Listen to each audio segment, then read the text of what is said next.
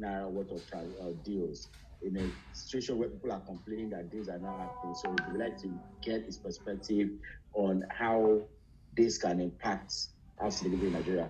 So Abdulmalik, I'm sorry, but you have 7 minutes because we're running out of time. Okay? Okay, thank you very much, Jide. A lot of people have spoken, and I don't need to go over most of what they've said. I'll just go straight to the issues as I see them, and I'm trying to talk to you or talk to us about the perspective of the client. Because most of the submissions, very few people like the CBN guy have actually touched on the off-takers. Everything is about the institutions, about the mortgage availability, funding availability, developers, and financial institutions. But nobody actually starts conversations with the off-takers. What do they need? Who are these off-takers? How do we identify them? If we don't know them, how do we know what to build for them? And we're not even talking of off-takers that are non-formal sector people or people earning 30,000 drivers and all that. We're talking of civil servants, policemen and women, people in the paramilitary, guys that are doing their best to keep us safe, and the bulk of the contributors to the National Housing Fund program. So I'm just going to go straight to the issues, like I said, and everybody has spoken about the low income of these target groups. Civil servants, even at the 9% that CBN is proposing for a blended mortgage rate that already Family Home Funds is trying to achieve. I know they've been doing a lot on that. Femi and I have spoken extensively on that, and there are a lot of schemes on that, NMRC as well. But even at the 6% of the National Housing Fund FMBN scheme, what is available, policemen, for example, the other ranks cannot even afford a house of 4 or 5 million naira. The money, they simply can't afford the mortgage payments, the houses in the market. Even when you build 4 million, 5 million for them, which is quite another conversation entirely because people are complaining they cannot even build 3.5, 4 million, 5 million naira houses. But even where you succeed to build those houses, these guys, you find out that once you put their income on the repayment schedule, even at 20 years,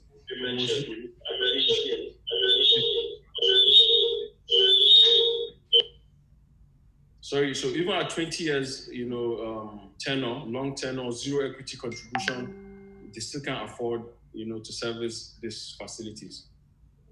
There's also an issue of the supply deficit. A lot of there are mortgages in theory, like I said, the family home funds, the NMRC, the FMBN, they've done a lot in the last 7 years, to move equity contribution, reduce barriers to entry. But technically, the houses are not available, even though in theory we have mortgages, for these income groups. So the issue is we don't have enough houses at the 5 million naira below.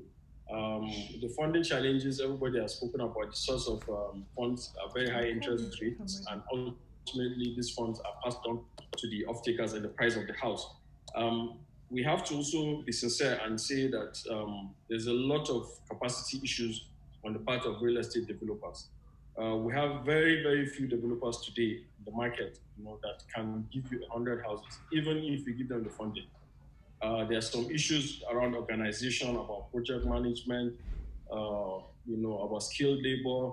I mean, a lot of things, go into the issue of capacity. But the truth is that we don't have many developers today that can give you 100 houses a year, even if, you give them all the necessary funds. So we need to step up, when it comes to that. It's not enough to just complain that the government is not giving us money or there are not cheap funds available. We also need to build our capacity of our people. Now, another key area where in my advocacy it's a very sore point for me is the low penetration or also the low capacity of our primary mortgage institutions. We have mortgage banks that, less than 40% of their assets are actually in mortgages. So you wonder what they're doing with their monies. The regulatory bodies that are supposed to supervise these guys, they don't even know whether they report to CBN or whether they report to FMBN. They do all sorts of things. They invest in plazas, commercial properties. They buy treasury bills, and they do everything but the business that they're supposed to do, which is creating mortgages. Even when you look at their staff and the people they have, These are usually the people that can't find jobs in the deposit money banks, the GT banks of this world. The training, how much they pay them, the capacity building is simply not there. The knowledge of mortgages in this country is so poor. So even when you live in an urban area like Abuja and you talk to people who ideally earn a lot of money and can even do mortgages, they don't even know mortgages are available. Where they know they are available, they don't know how to access them, and there's simply no advocacy being done, on the pages of newspapers, in social media, telling people about this availability of mortgages and how they can access them. Of course, infrastructure is, when you're building cities, you want to build 2,000 houses, 3,000 houses at once. You have to look at the infrastructure that has to go with this. You cannot go and build in the bush and just leave people without services. It won't work. Nobody's going to move there.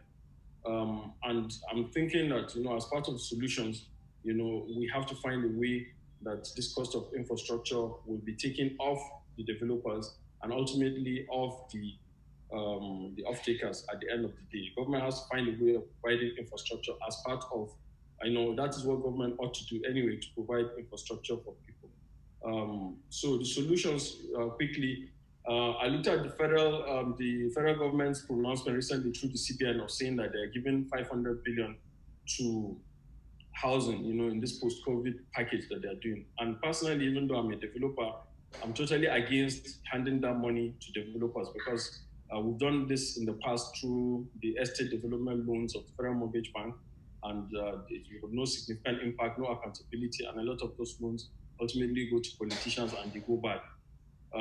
We have other ways that we can spend this money and to have more impact in creating these houses, because at the end of the day, intervention funds are not meant for people to make money off them. So if the CBN is given 500 billion, for example, I don't expect the CBN to be charging an off-taker 9% per annum, interest, because at the end of the day, the idea is that you want people to be able to buy houses, you want developers to be able to build houses, and then you're looking at the value chain. So why don't we do balloon payments? Somebody comes today and says he wants to buy a house of 4.5 million. He's a constable in the police or an inspector. He can meet the principal repayments, but he cannot meet the interest repayments on a monthly basis. So why don't you create a balloon payment system whereby he starts paying the principal, and then as his salaries are being increased over the 20 years of this facility, the interest element can now kick in. It's still a green fund in terms that every month is going to be paying back something. But initially, you have provided him with shelter. The money has gone into the system, the value chain has been enriched, and everybody is happy. But that barrier to entry, you have removed it by providing these funds at zero interest in the beginning, and then the interest kicks in as the salaries keep increasing. Because in any case, these guys work for government, and the government is the ones responsible for giving them increased salary or not. So is it cheaper to increase this guy's salary so that he can afford a mortgage, or just subsidize his interest so that he can get a house? Another variant of this, like I said, is to have a moratorium on the interest. The guy can start paying principal, and then interest kicks in as his salary increases. We should also release funds to developers, but upfront you have to do it against a bank guarantee. You can't just take money and give the developer and say you're charging 9%, let him go and build, sell, and pay you back. Developers need to be able to prove to financial institutions that they are capable, they have the capacity, and they can raise these bank guarantees and take these funds at very low rates, such that the ultimate price of the house can now be below our target of that 5 million. We have to subsidize infrastructure. Some of these funds can also go into building infrastructure through the Federal Mortgage Bank or through the Federal Ministry of Works and Housing. We can provide roads to where these cities will be created in these 6 geopolitical zones, in every state capital, in every local government, wherever we want it. We can subsidize infrastructure from these funds instead of, burdening the developer with building and also providing critical infrastructure.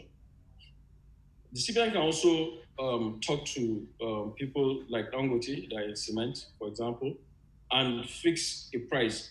When I say fix a price, I don't mean legislate a price for them, but say that, okay, fine, this is a bag of cement is 2,500. if you sell it to our people at 1.8, we would subsidize you in such and so manner, FX, however, the fiscal policies, whatever government does to do to give subsidies. They can do import duty waivers with a concessionary FX rates in return for cement to a group of selected developers that are participating in this scheme. Very important in this ecosystem that the AFDB guy spoke about.